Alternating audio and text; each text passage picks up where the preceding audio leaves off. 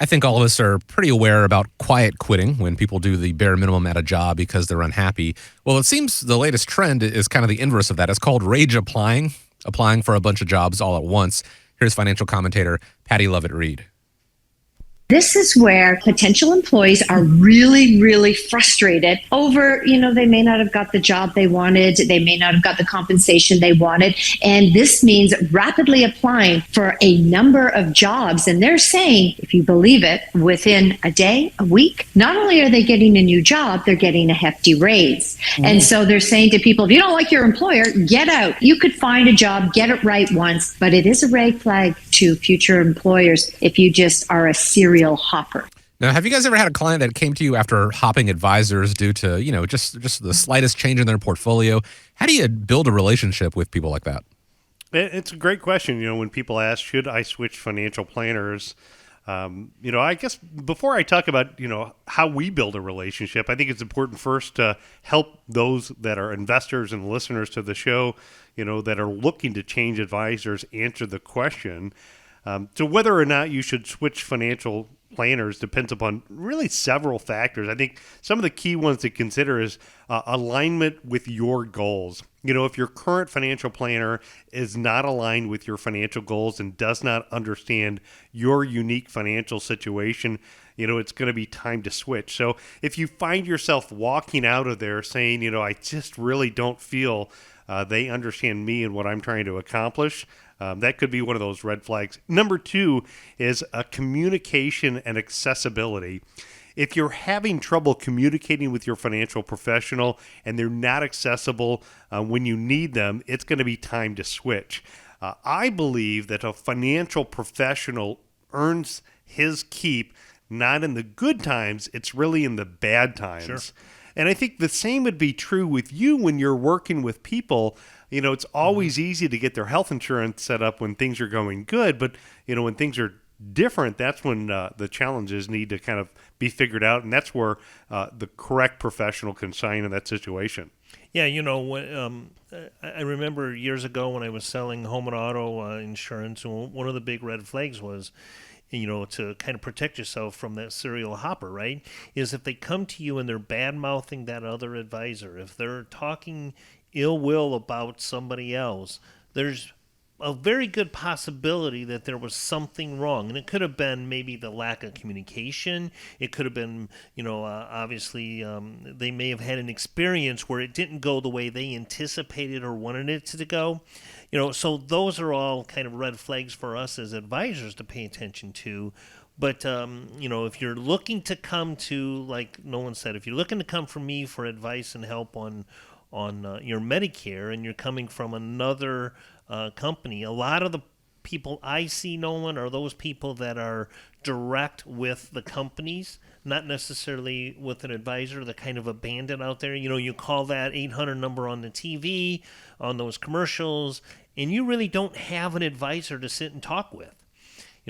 Those are the type of people that come to me, and I'm able to help them out and give them some really good information and help them through that process. Yeah, that makes sense. We're talking about, should I switch financial planners?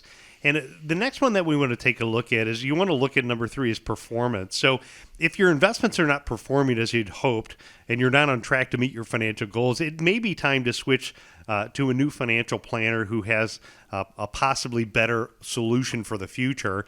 I also would say is that, chasing investment results, in my opinion, has been a dangerous approach. Sure.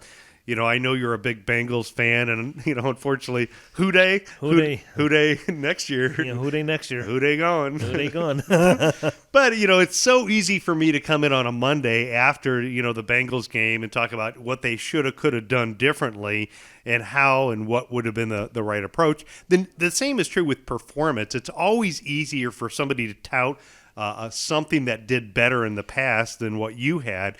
Don't be caught in chasing performance. But what is true is that if there's a consistent pattern over a longer period of time, of performance not meeting your objective or your benchmark that you guys established, that would be a reason. Number 4 is conflicts of interest. If your financial planner has conflicts of interest that may compromise their advice, it really may be time to switch to a new planner who's independent and has your best interest in mind. This topic is called a fiduciary, and making sure that you understand, what is the different conflicts your advisor has. Number 5 is new financial needs. So if your financial situation has changed from your current financial planner and it's not equipped to handle your new needs, it may be time to switch to a new financial planner who specializes in your financial situation.